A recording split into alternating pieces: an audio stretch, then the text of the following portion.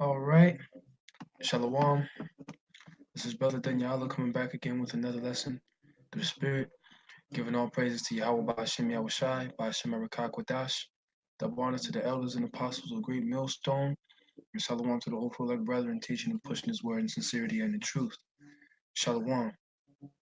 So, yeah, just wanted this to be a quick live stream on I entitled it just a little bit on the Hebrew. I was watching the elders video from this past week, the past camp that they did yesterday on November 23rd, which was on a Saturday, and they I only watched a couple minutes of it, but they started to go into how Yahweh Shai, okay, he spoke Hebrew. So I just wanted to do a little bit on the Hebrew and share some scriptures and some findings that I found concerning language, all right, and in the Hebrew language. Okay, so I'm gonna share my screen.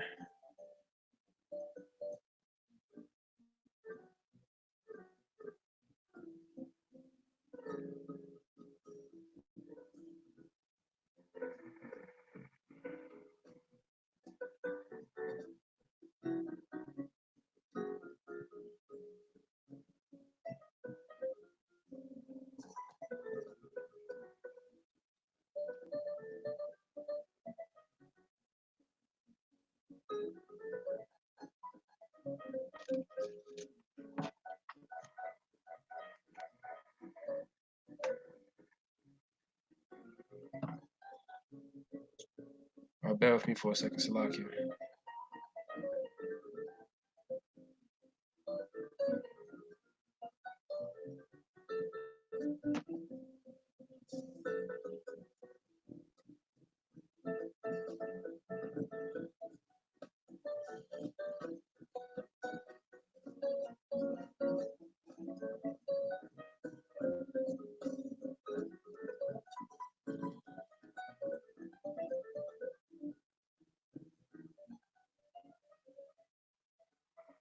All right, so this here, I'm gonna just start off with the scriptures that the elders started off with, you know, just proving that Yahweh Shai spoke Hebrew.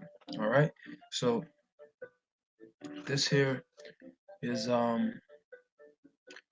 this is Acts chapter 26, verse 13 and 14. The point being in 13 through 15. Salakia. I'll just read. It says, "At midday, O king,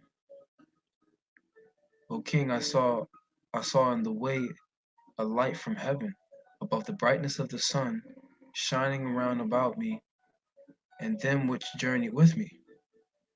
And when we were all fallen to the earth, I heard a voice speaking unto me, saying in the Hebrew tongue, Saul, Saul, why persecutest thou me? It is hard for thee to kick against the pricks." Right? So the point right there is in the Hebrew tongue, because Paul spoke Hebrew, which is why he was able to understand, right? And Yahweh Shai spoke Hebrew, which is why this is in red, right? All the things in red is from the Savior himself. So he's asking Paul, why is he persecuting him? And he's saying this in the Hebrew tongue.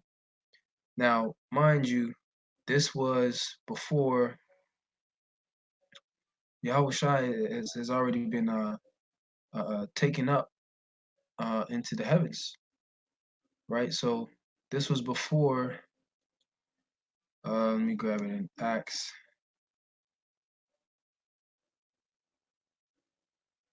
I'm gonna grab it in Acts chapter 1.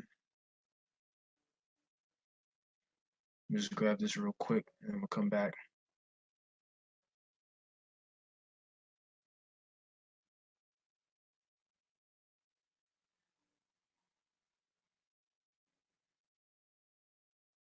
Yeah, looking for a second. Computer's a little slow. Right, so Acts chapter 1, chapter 10.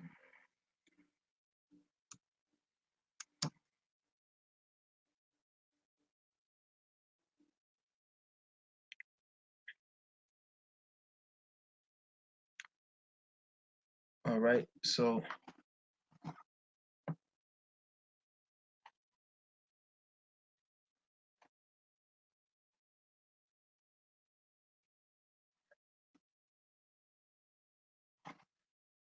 so I'm gonna just grab this part here, right, just to prove that Yahweh Shai, he went by this time he had already went up into the heavens. Um,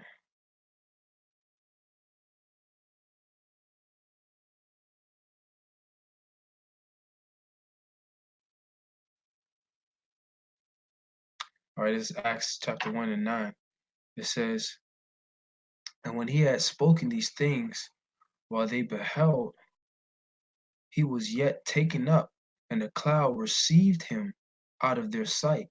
So this cloud is talking about a chariot. So Yahweh Shai was received by a so-called UFO, so to speak.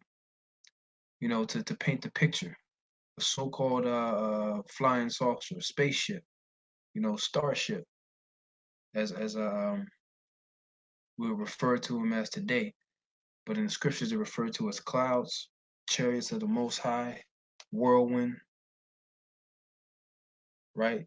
High-powered technology. It says, here's the word for cloud, which is Nephile. It says a cloud used as a cloud which led the Israelites in the wilderness, right? So talking about those vehicles in which the angels and the Most High and the Son ride in. Okay. It says of clouds seen in apocalyptic vision. Right. So Yahweh Shai was taken up into the heavens. You know. Let me go back. It says all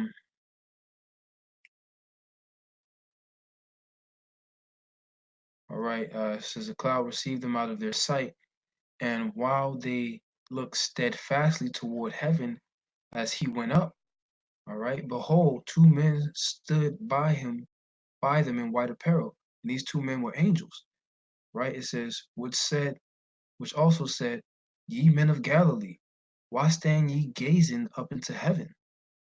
This is the same Yahweh Shai, which is taken up from you into heaven, shall so come in like manner as ye have seen him go into heaven, right? So they're sitting there and they're standing there and they're gazing and they're in awe of this chariot, right? And this chariot was huge based on the prophet Ezra, what he saw. This chariot, he referred to it as a mountain that was carved out, right? But it was so big that he couldn't see where it was carved out, you know, if it had been a mountain. So that's how great and massive the chariot that Yahweh Shai went into was, right? So basically saying that he's gonna come the same way he left in a giant chariot, a giant UFO, so to speak, right? So going back, we're done with that one. going back here, when it says when it says at midday, O king, I saw in the way a light from heaven above the brightness of the sun shining round about me and them which journey with me. So, hey, what was this light? This light had to be a chariot, right, above the brightness of the sun, okay? Because the chariots are known as chariots of fire, you know, whirlwinds, right? Because they have that glow, all right, and that brightness about them, right?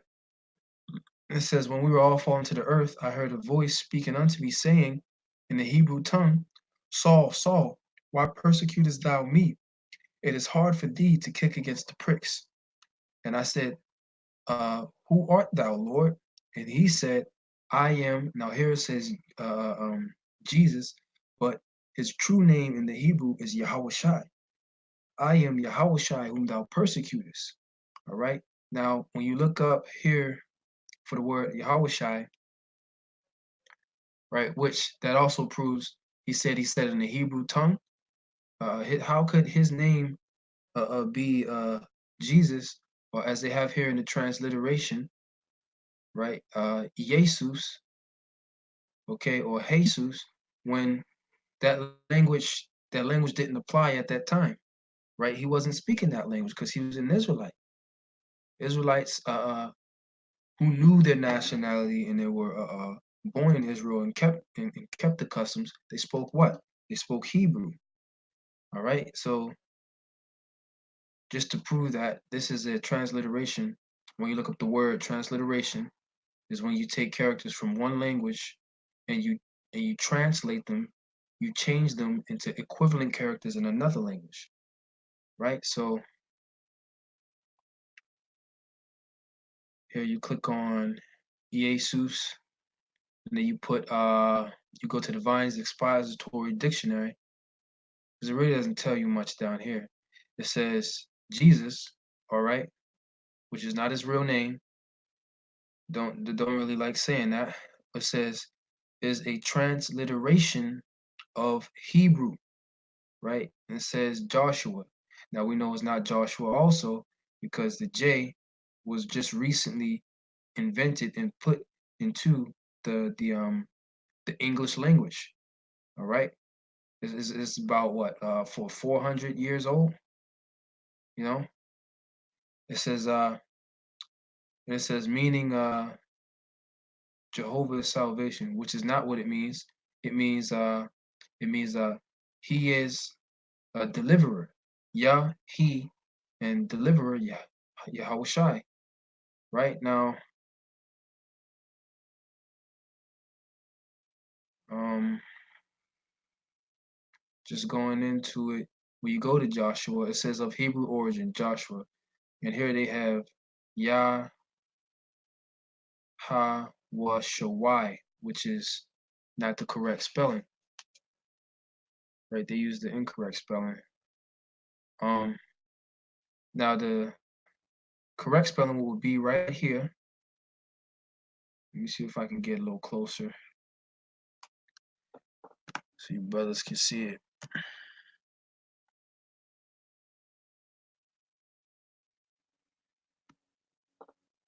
Check.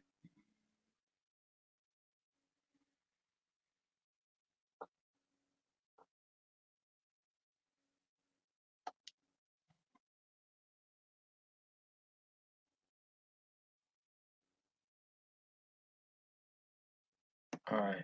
So here it says Yahweh Shawai. All right. But really, the correct spelling would be here. Um, Yah Ha Wa Shai.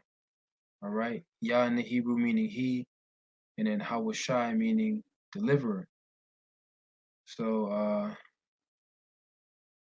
yeah, just I don't want to get too far in there. I just want to go ahead and continue on with the lesson. This is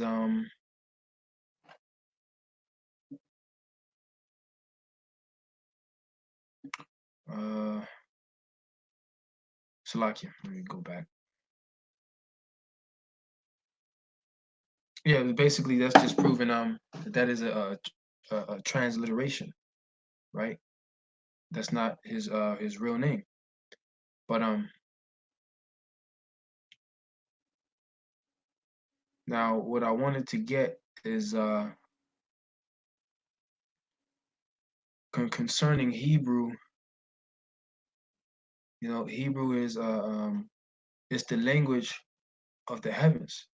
You notice Yahweh Shai was speaking from the heavens, right? From that humongous chariot, he was speaking from the heavens, right? Not only did he speak Hebrew while he was in the flesh, but in the heavens, the angels and the Most High, okay, and all the spirits in the heavens, or in the spiritual realm, they speak Hebrew. All right. So um and Hebrew is a it's a simple language, a very, very simple language. Right. So I'm gonna just pull this up here. Now these are all the characters, and this is from realhebrewisraelites.com if you want to go check that website out. These are all the characters of the ancient, all right, Paleo Hebrew, and also the Syrian Hebrew down here, the Assyrian Hebrew, as in the script that is written, right? So the Assyrian script that's written is at the bottom and the Paleo is at the top, right? Now we believe that this is the actual Hebrew based upon faith. You know, I believe that when I pray in this language unto the names Yahweh, which is the Heavenly Father, and Yahweh Shai, right? If it be His will, He answers my prayers, right? And I have, and other brothers can attest to this. They have had prayers answered, right, by calling all those names, right? And I have a scripture for that also. It says, so here we have the just showing you how simple this is, right? Um, this is over here. Hebrew starts from the right to the left. So I wish I could highlight it, but you have the the ba, the ga, the da, the ha, the wa, za, cha. Cha, you kind of get that sound in the back of the throat, like you're hogging a loogie.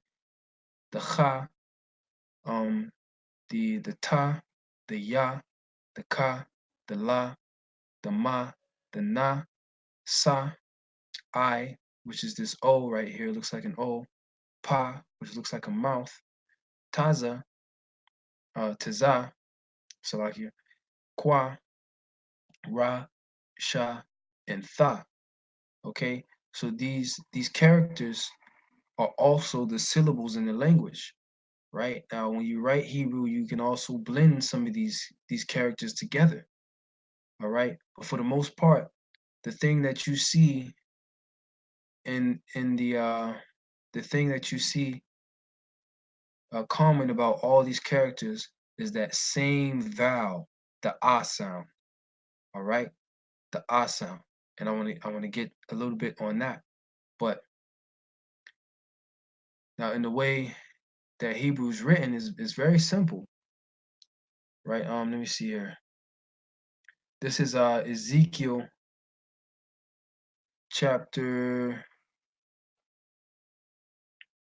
3 and verse 4. It says, "And he said unto me, Son of man, go, get thee unto the house of Israel, and speak with my words unto them." Right, talking to Ezekiel to go speak to the children of Israel. It says, "For thou art not sent to a people of a strange speech and a hard language, but to the house of Israel." Right, and this language that isn't strange or hard is Hebrew. Right, now let's get the words strange, which is aimak in the Hebrew.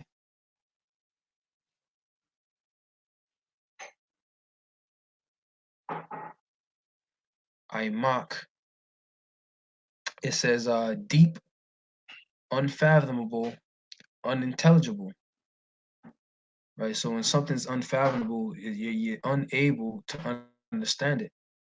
Down here in the Jacinius Hebrew Chaldee lexicon, it says deep, only found in place.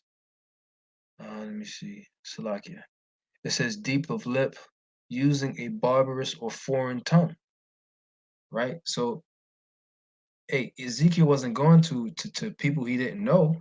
He was going to his own people who spoke the same language, right, which was Hebrew, right, which was, as you can see here, is not a hard tongue to understand, right? It's not super deep, it's not complex, right? And then we're gonna get the other word here.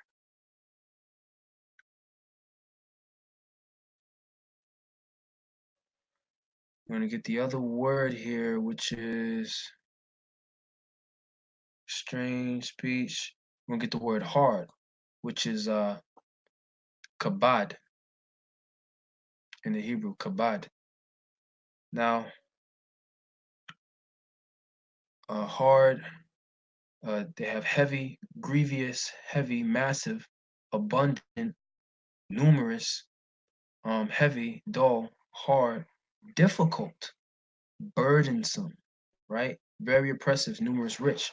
So you get the point. Hard and difficult. It's not a difficult language. It's very easy.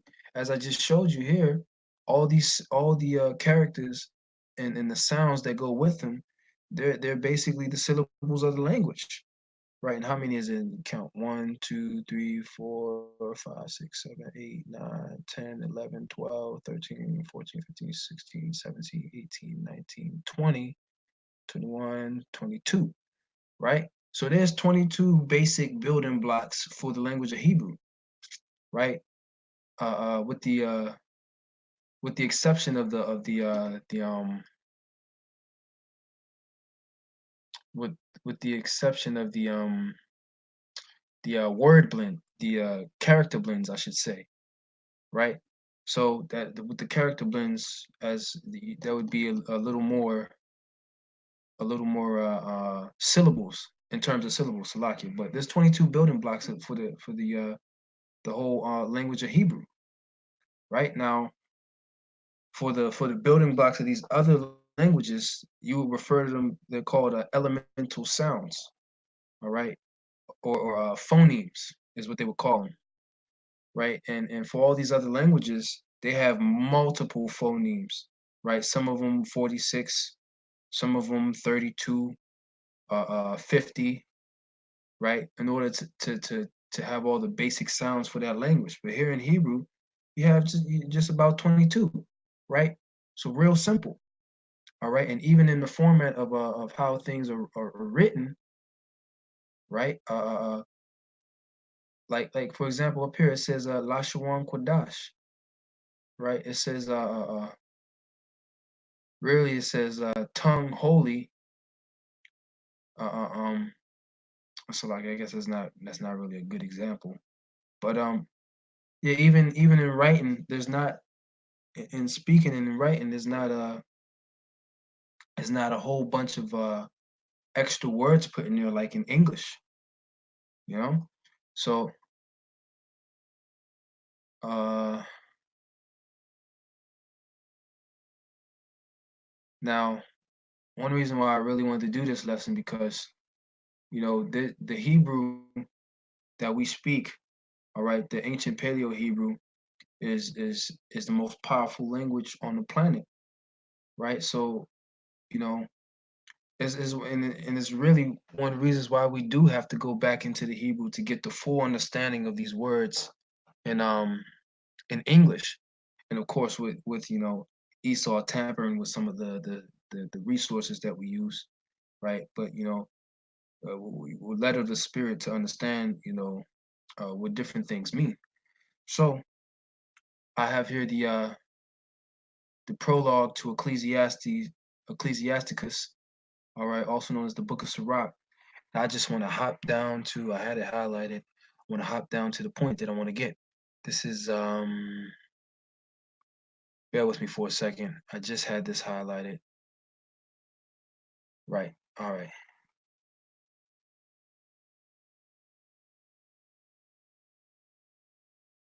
So here we go.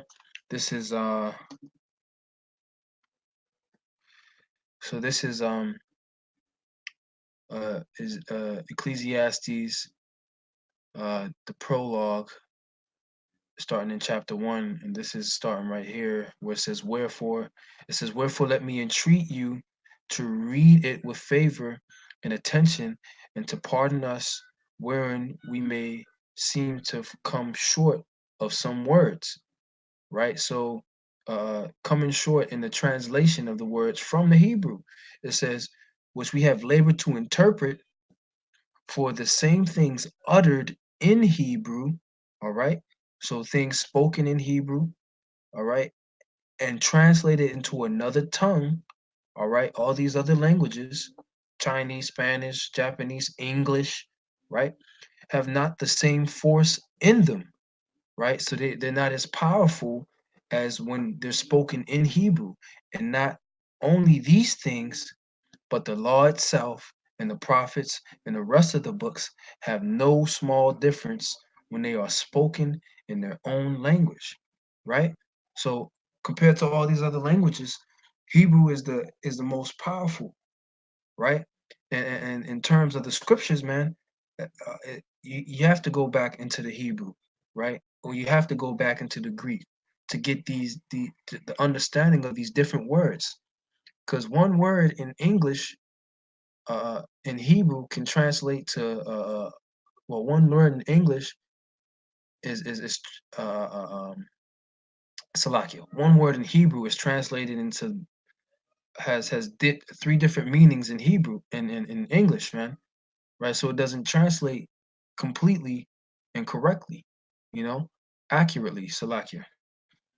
But with that being said, this is one thing um I noticed, right, because Hebrew has the most force, you know. Um, Now this is called sonority, the sonority hierarchy. The word sonority, that word there, the root word is sonor, which means sound. So anything pertaining to or dealing with sound. So you have the sonority hierarchy, and the hierarchy, I have it pulled up here. A hierarchy, it says a rank in sacred order, one of three divisions in the nine orders of angels. It says loosely rule dominion. Uh, it says medieval act in hierarchia, rank division of angels, in the system of diaceus, from Greek hierarchia, rule of high priests, hierarchies. Let me just hop down to the point down here. It says sense of rank, organization of persons or things. Okay, right? And it says to lead, to root, for coming from archeon. So basically, a hierarchy is a ranking system from the greatest unto the least. So in terms of the amount of sound, all right, or the amount of vibration of these different syllables, okay, or these sounds, right? One thing you notice here, this is the scale right here. It says from the most sonorous, so the vowels, which are the most sonorous, meaning having the most sound, to the least sonorous. So here they have a low open vowel, which is you see this is denoted as a little a. Right now, when you go into it, and this is dealing with the international phonetic alphabet. Is just the alphabet of sounds that you get from all the languages in the world, right? So here it says that the a, or the ah, has the most sound, right? It's at the top. is the most powerful, right? So, and Lord willing, I'm making sense here. It says, and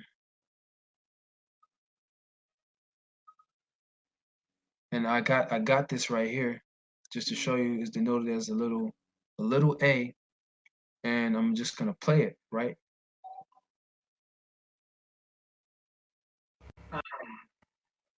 Right? Ah, right? And as you see here, from the most sonorous, you have the ah sound, right? Right? It says in English, the sonority scale from highest to lowest, right? From the most sound to the lowest sound is that ah first, right? So with this with the language of the Lashon Kodash, the Paleo Hebrew, having ahs on all the characters at the end, all right, with the exception of the I, okay, right? You get the most vibration and the most sound out of these characters, man. And the Hebrew is the most powerful. You have more, it's more force in Hebrew, especially when you're praying. Just as it says in Ecclesiastes in the prologue, right? It has no small difference when it's uttered in its own language. Okay, so with that being said, man, we had our language returned unto us, all right, by way of the elders of our elders, all right, and what they were taught, and then they passed it on to us, right, through the Spirit, and we believe this by faith. This is what is this? This is Zephaniah chapter 3 and verse. So like, I think I just lost it.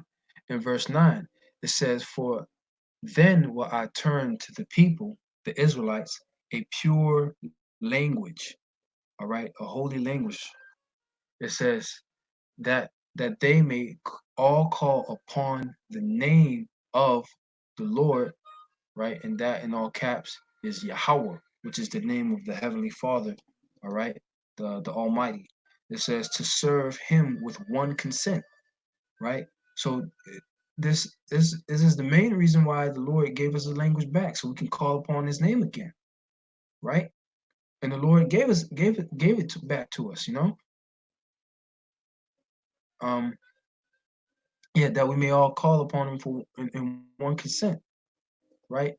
Now, the reason why I brought out the what I you know this I here being the strongest vowel, all right, in all the languages, right? Because this this